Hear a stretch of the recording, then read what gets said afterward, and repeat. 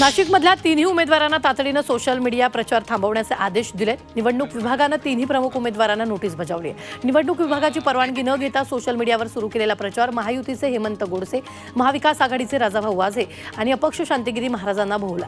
प्रचार त्वरित थांबवण्यासह 48 तासात खुलासा करण्याची नोटीस निवडणूक निर्णय अधिकाऱ्यांनी बजावली। शिवसेना शिंदे गटाचे राजेंद्र गावित पुन्हा भाजपमध्ये परतले। देवेंद्र फडणवीस आणि बावनकुळेंच्या उपस्थितीत गावितांनी पक्षप्रवेश केला। पालघरमधून तिकीट नाकारल्याने राजेंद्र गावित हे शिवसेनेत नाराज होते, त्यामुळे हे पुन्हा स्वगृही परतले। गावित साहेबांचं मनापासून भारतीय जनता पार्टी। अकोले तालुक्यात वंचित उमेदवार उत्कर्ष रुपवतेंच्या गाडीवर दगडफेक झाल्याचा आरोप करण्यात आला। रात्री प्रचार सभा आटोपून परतताना ही घटना घडली।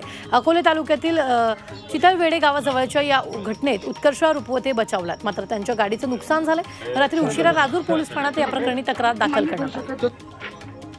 अमृत नोनी गॅस्ट्रिन, अपचन, ऍसिडिटी, गॅस्ट्रबल ह्यापैकी तुम्हाला कुठलाही गॅस्ट्रिक प्रॉब्लेम झाला, उपाय एकच, अमृत नोनी गॅस्ट्रिन। शिवसेना शिंदे पक्षाच्या यामिनी जाधव यांनी राज ठाकरेंची भेट घेतली। राज ठाकरेंच्या शिवतीर्थ या निवासस्थानी ही भेट झाली। यावेळी यामिनी जाधव यांचे पती यशवंत जाधव देखील उपस्थित होते। भेट सकारात्मक झाल्याचं सांगत राज ठाकरेंचे आशीर्वाद घेण्यासाठी आल्याचं यामिनी जाधव यांनी सांगितलं। महायुतीकडून दक्षिण मुंबईच्या त्या उमेदवार आहेत।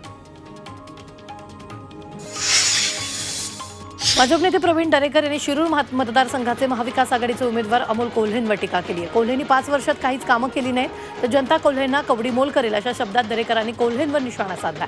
शिरूर तालुक्यातील न्हावरा इथल्या जाहीर सभेत त्यांनी कोल्हेंवर घणाघात केला।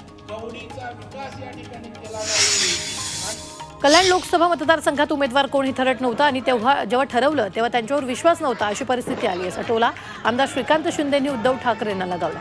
कल्याणमध्ये महायुतीच्या कार्यालयाच्या उद्घाटनादरम्यान श्रीकांत शिंदे बोलत होते।